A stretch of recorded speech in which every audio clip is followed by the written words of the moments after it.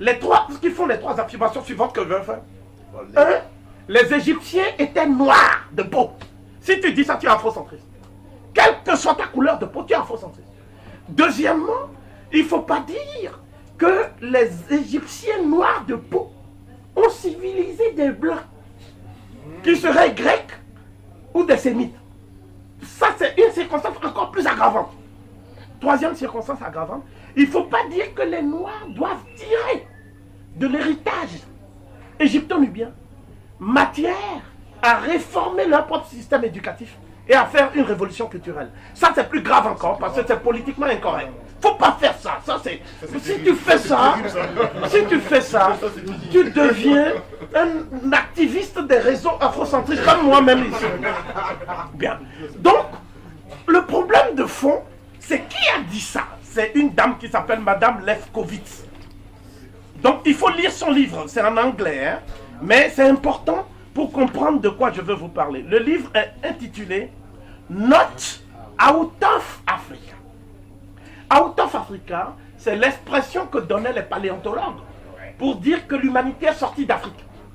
Donc, Not Out of Africa, how Afrocentrism became an excuse to teach myth as history. D'accord? C'est-à-dire, comment l'afrocentrisme est devenu une excuse pour enseigner un mythe dans l'histoire, en histoire. C'est New York, 1996. Donc quand l'ouvrage est sorti, elle a essayé de dire que Hérodote a mal vu.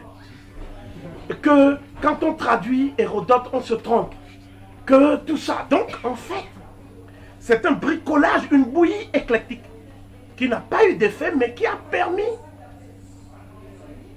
à ceux qui ont pion sur rue aux États-Unis, c'est-à-dire ceux qui dominent l'intelligentsia américaine, c'est-à-dire l'élite juive pro-israélienne, qui a permis à cette élite de se donner bonne conscience, en disant, mais on vous avait dit, ces nègres-là, ils disent un peu n'importe quoi en ce moment. Donc il faut les priver même de l'accès à l'université. Parce qu'aux États-Unis, vous pouvez avoir des idées divergentes, mais il faut la compétence. Donc en attaquant les Africains au niveau de la compétence, on croyait avoir gagné. Donc, on a passé sous silence le colloque du Caire. Il n'y a pas une mention du colloque du Caire dans un ouvrage qui date de 1996. D'accord? On a mis en avant des auteurs confus, nègres, comme Senghor, Mundimbe, et tout ce que j'appelle la crème des nègres de service. N'est-ce pas? On a mis tous ces gens en avant et on a fait une sélection au niveau même de l'information bibliographique. Vous voyez? Donc c'est un travail qu'on peut qualifier tout simplement d'un travail idéologique, c'est un bricolage. Mais ce livre a été diffusé partout. Comme le livre de Petre Gonouyo. Partout. Et surtout en Afrique. On a diffusé ça en Afrique, au Sénégal. On a diffusé ça au Cameroun. On a diffusé ça partout pour dire, vous voyez votre Cheikh Anta Diop là. Hein? Finalement, on lui a fait un sort là. Qu'est-ce que vous en pensez? Et c'est là où un certain nombre de nègres ont enfourché ce cheval de bataille pour se faire un nom. D'abord parce qu'ils sont incompétents. Ils sont historiens. C'est le cas de Mbokolo. Il se dit historien. Mais comment tu peux être historien de l'Afrique et ignorer plus de 5000 ans de l'histoire de l'Afrique? Alors il dit qu'il est historien spécialisé dans l'époque contemporaine. Mais pourquoi tu te prononces alors pour dire que les Égyptiens n'étaient pas noirs? Comment tu as su? Puisque tu ne connais pas les sources. Hein? Les Kizerbo, qui à l'époque disaient que Cheikh Anta Diop fait de l'histoire raciale. C'est eux qu'on met en avant. Quand on va te parler de l'Afrique et de l'histoire, on va dire Kizerbo, hein, et Mbokolo. Voilà, ça c'est les bons nègres, ça. Donc nous disons que non. Donc ce qui s'est passé, c'est ceci. Madame Lefkowitz, dès qu'elle a fait ce livre, on a mis maintenant partout sur les télés des débats autour de l'afrocentrisme. Alors, comment définit-elle l'afrocentrisme? Parce que jusque-là, personne ne parlait d'afrocentrisme. Hein? Je dis que Madame Lefkowitz a inventé l'afrocentrisme. D'accord? Ce que j'appelle une imposture scientifique, c'est quoi? C'est le fait d'attribuer à un auteur, en l'occurrence Cheikh Anta Diop, un concept avec un contenu idéologique qui lui était inconnu. C'est de l'imposture. C'est-à-dire, c'est prêter à quelqu'un vos propres dispositions racistes pour pouvoir mieux l'atteindre. Et comme on sait par ailleurs que cette dame, je me demande quelles sont ses compétences. Donc j'ai essayé de vérifier et j'ai vu qu'elle était spécialiste de l'histoire sociale du monde juif. Histoire sociale, c'est même une discipline au statut épistémologique douteux.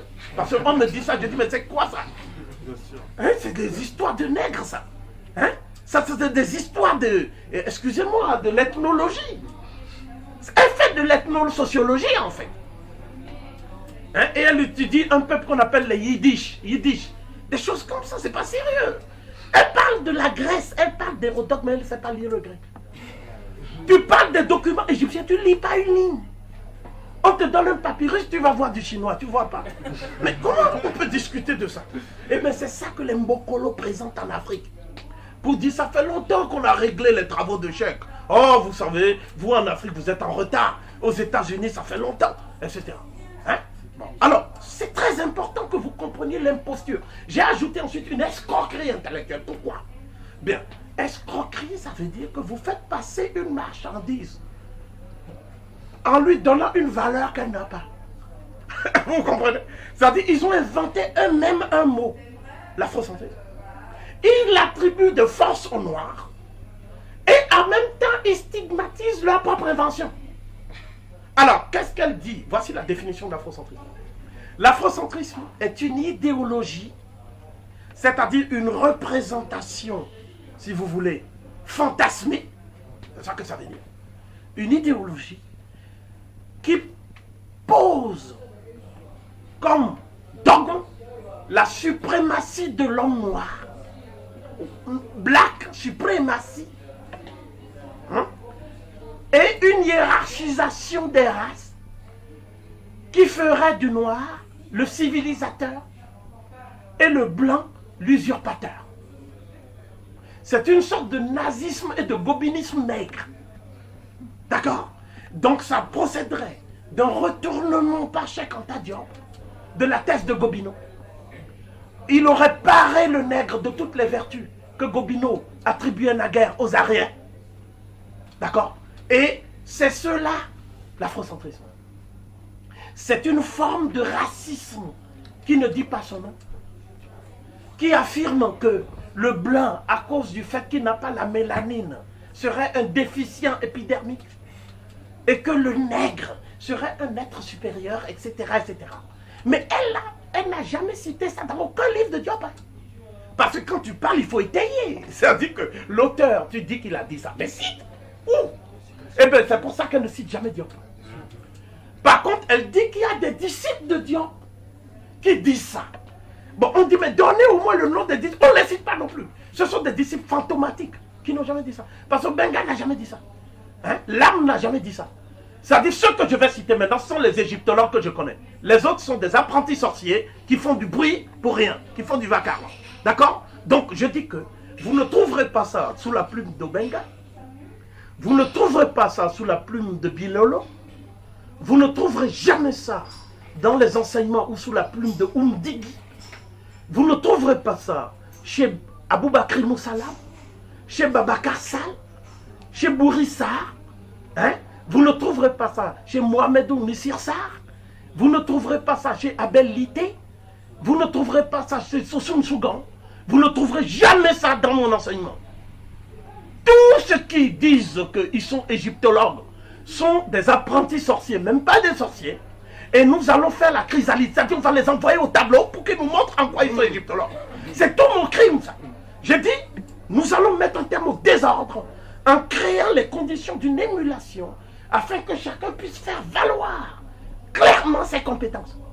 S'il s'avère en tout attendant que certains sont des génies et sont des autodidactes, dans ce cas, ils vont aller au tableau. Pour démontrer leur génie, on leur donne des tests hiérarchiques, démotiques, cotes, tout ça. Toute personne qui échappe à la chrysalide sera marginalisée, tôt ou tard. Donc c'est ça le problème. Voilà le crime que j'ai commis. Parce qu'il ne faut pas donner de la nourriture intellectuelle à varier aux nègres. Il faut donner la vraie connaissance. Donc, la question centrale que je soulève à partir de là, et vous allez comprendre maintenant l'enjeu, c'est que chaque fois qu'on vous dit que vous êtes afrocentriste, c'est une facile de dire que vous êtes des racistes noirs. Au niveau de l'intelligentsia occidentale, au niveau des institutions, c'est ce qu'un terme connote. C'est sa charge. Cela peut expliquer donc pourquoi François-Xavier Fauvel-Aimard et les autres, c'est-à-dire Cheikh Anta Diop a 3 ennemis. Les idées de Cheikh Anta Diop, il y a 3 ennemis ici en France, qui sont des ennemis, comment je peux dire, incurables. Ça dit, leur jalousie est maladive. Ils ne peuvent pas comprendre qu'ils ne jouent plus au pontife avec les nègres. Que les nègres ont leur propre savant. Ils sont malades à l'idée de voir le mot savant accolé au nom d'un nègre. Parce qu'en fait, ce sont des racistes en fait. Je reviendrai sur ce qu'est l'africanisme. Donc, cette question centrale, ces 3 ennemis sont Jean Coppens. C'est donc Jean Coppens qui est à Cartala. C'est lui qui édite tous les livres de Madame Lefkowitz et d'un noir américain qu'ils ont récupéré, qui s'appelle, son nom c'est H-O-W-E. Hein?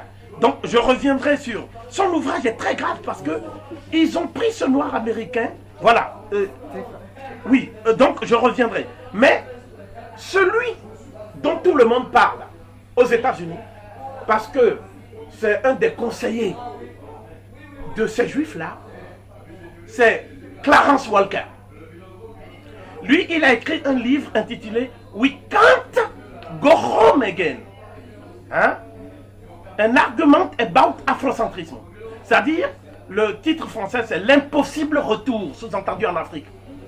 D'accord? L'impossible retour, à propos de l'afrocentrisme. Et donc, Jean Coppens a publié ça aux éditions Cartala en 2004. Ils ont tenté de faire de ça un débat ici en France. Et ils ont échoué. Ils ont échoué parce que si nous on est ici, ils ne peuvent pas faire ça. Ils ont tenté, donc, ils ont parlé dans des cercles, de petits cercles, mais ils n'ont pas pu. D'accord? Et le responsable du musée du Louvre, Théophile Obenga a égratigné également, dans son livre qui était une réponse à cette thèse portée par un certain François-Xavier Fauvel, mais qui a révélé plus tard son vrai nom, Fauvel-Aimard. Donc vous voyez où va mon regard. Eh bien, lui, il était à Dakar en 1996, quand il y a eu le colloque sur l'œuvre de Cheikh Anta Diop. Et donc il y avait 3 personnes qui étaient confrontées aux thèses, parce qu'ils étaient venus en masse. C'est l'ambassade de France même qui les hébergeait. Hein? Et il y avait des nègres avec eux. C'est-à-dire Amadi Ali Dieng, hein? Mbokolo, tous ces nègres, hein, étaient avec eux. Hein? Donc c'est Obenga, moi et Bilolo qui sommes montés au créneau, hein, pour descendre leur thèse. Et depuis, Froment n'a plus jamais écrit. Parce qu'il a un souvenir, je crois, traumatisant de sa confrontation avec ma propre personne. Donc voilà pourquoi nous avons dit que cette question de l'afrocentrisme, nous, on ne peut pas assumer un terme inventé par Madame Lefkowitz. On ne peut pas. Un autre point important, un noir américain qui a même été chassé de l'université, le professeur Tony Martin, sa spécialité à lui, c'était d'étudier quels sont les juifs qui ont été bénéficiaires et actionnaires de la traite. Donc il y a eu une polémique de près de 15 ans. Et l'objet c'était d'enlever tous ces livres. C'est-à-dire qu'il ne faut même pas, si tu cites Tony Martin, mais tu es traqué, c'est-à-dire tu ne peux même pas. Moi au moins je suis activiste des réseaux, mais on est quand même là. Mais tu ne peux même pas dire ça sur Tony Martin. Parce que c'est le démon Tony Martin. Et un troisième homme qu'on considère comme un démon, c'est Leonard Jeffries. Regardez sur Internet les polémiques autour de Jeffries. Qu'est-ce que Jeffries a dit? Jeffries a dit tout simplement que quand on parle de la catégorie du génocide en historiographie moderne, il faut savoir que il y a eu un génocide des génocides, un méga génocide qu'il appelle l'Holocauste noir. Et ce méga génocide, selon lui, se poursuit encore. Se poursuit encore dans l'indifférence générale. Et que l'Afrique serait confrontée à ce méga génocide. Quand il a dit ça, on a dit, oh, il a banalisé la Shoah. Il a osé dire que la Shoah doit être ils ont appelé ça, ça c'est le plus grand crime, il ne faut pas faire ça, hein, je vous dis de ne pas le faire. Et ça s'appelle la concurrence mémorielle. La mémoire de la joie. Non, non, non, non. Il ne faut même pas. Ça dit même les Indiens d'Amérique. C'est rien. C'est rien. Donc Jeffries a dit, mais tant au niveau de la durée du phénomène de la traite, qu'au niveau du nombre de personnes qui ont été victimes de cette traite, et au niveau aussi de la préméditation, c'est le génocide de tous les génocides. Ce que nous appelons avec Bilolo mélanocide. C'est le génocide des génocides. Ça dit que il ne s'agissait pas de supprimer quelques populations. Il fallait extirper la semence même de la variété mélanienne de la surface de la Terre et occuper son continent et le mettre en valeur. Comme on l'a fait en Australie, comme on a tenté de le faire en Afrique du Sud, on n'a pas pu. Comme on l'a fait en Nouvelle-Zélande, comme on l'a fait en Kanaki, comme on le fait partout. C'est ça. Donc le professeur Jeffries, il y a eu tout un débat aux États-Unis pour savoir si l'administration fédérale américaine ne doit pas lui enlever sa chair. Toi, tu as un doctorat. Et c'est un politicien qui décide que tu n'es plus docteur. Donc il y a eu beaucoup de conflits. On a opposé les Noirs les uns aux autres. Il y a un Zaïrois là qui mange là-bas, qui s'appelle Moudimbe, qui écrit un certain nombre de choses littéraires, des fioritures. Hein? Et lui aussi, il s'est mêlé pour dire qu'en tant qu'Africain, il est indigné de l'offense faite aux Juifs. Alors que l'autre n'a pas attaqué les Juifs. Il a parlé de la traite négrière. Vous voyez?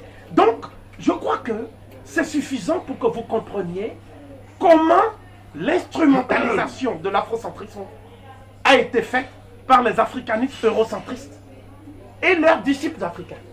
Alors, c'est important parce que toutes les universités africaines, actuellement, enseignent ce que je vous dis là. Ce sont les travaux de Clarence Walker. Ce sont les travaux de Madame Lefkowitz. Ce sont les travaux de ces gens-là qui sont enseignés à l'heure où je vous parle. C'est Pétré Grenouillot qui a enseigné à l'heure où je vous parle. D'accord? Dans les universités africaines, il n'y a pas dans la bibliographie. J'ai regardé la bibliographie de l'histoire de l'Afrique, du département d'histoire et d'archéologie de l'université du Bénin. Il n'y a pas un livre de Cheikh Anta Diop. J'ai regardé pour l'université au Togo, pareil. Au Burkina Faso, pareil. Au Sénégal, on dit son nom. On a même mis sur l'université, mais on enseigne autre chose. À part Babacar Sall et Aboubakry Moussalam, on enseigne autre chose. Officiellement, ce ne sont pas les travaux de Cheikh Anta Diop qui sont enseignés. Vous voyez? Donc le défi que les Noirs américains ont réussi à relever, c'est le défi du passage d'une thèse scientifiquement consolidée dans les débats des cénacles internationaux, mais qui est marginalisée institutionnellement. Ils ont réussi à sortir Cheikh Anta Diop du ghetto. Parce que tous les africanistes, sans exception, pontifient et enseignent sur les tribus nègres sans connaître une seule langue africaine. Je vous parle d'expérience. Un africaniste enseignait aux langues zo, ma langue. Je me suis introduit par effraction dans la salle. C'est une anecdote. Je me suis introduit dans la salle. Et j'ai vu que, en fait, il avait en tout et pour tout 2 ou 3 proverbes. Et il brodait tout le temps autour. En faisant des histoires nègres pour faire rire les gens. Donc à un moment, j'ai levé la main. Il a demandé, présentez-vous, s'il vous plaît. Bon, j'ai donné un faux nom. À ce moment-là, il m'a dit, bon, on est presque à la fin. Dépêchez-vous. J'ai dit, ça va être très rapide. J'ai mis... Je suis parti au tableau, ça l'a inquiété, il rougissait. J'ai mis au tableau une phrase dans ma langue. Ça dit ce qu'on appelle une expression idiomatique, qu'on ne peut pas traduire même mot à mot. Donc j'ai mis une colle, et j'ai dit voilà, je souhaiterais bénéficier de la sagacité du grand spécialiste de la civilisation du Dahomey. Il a commencé à tourner en rond, en disant oui, mais pourquoi vous mettez ça dans cette langue-là? D'abord, c'est quelle langue? Oui. Donc, pouvez être spécialiste de la civilisation française. Allez pontifier à la Sorbonne en ignorant les rudiments de la langue française. C'est de l'imposture, ça. Mais ils sont spécialistes en Afrique. Madame Perrault est spécialiste en Côte d'Ivoire. Sans connaître la moindre langue. Et il y en a un au Rwanda. Et ils sont nombreux comme ça. Voilà, les Lugans. Lui, il est là-bas, il ressemble à un Gaulois. Donc le jour où je suis parti à Lyon, j'ai dit voilà, je veux traiter du sujet suivant. La contribution des Noirs à la civilisation française. On a dit, ok, on amène Bernard Lugan pour en finir avec ce nègre-là. Bon, on m'a dit, il y a un certain Lugan qui fait du bruit. J'ai dit, je ne le connais pas, mais en fait, je le connaissais. Je voulais qu'il vienne. Vous savez ce qui s'est passé? Il a téléphoné pour dire qu'il était tombé malade brutalement. S'il vient, il ne va plus jamais s'amuser avec un nègre. Donc, c'est comme ça que vous devez comprendre que ce sont des imposteurs qui nous donnent des thèses de doctorat. Ils nous donnent des thèses de doctorat parce qu'ils sont des imposteurs. Et comment ils procèdent? Ils vont en Afrique, ils trouvent des informateurs, ils leur donnent des miettes. Et les informateurs leur donnent dans nos langues quelques rudiments. Et après, ils brodent ici. Oui. Donc, des imposteurs doublés d'escrocs. Et j'ajoute une dernière chose.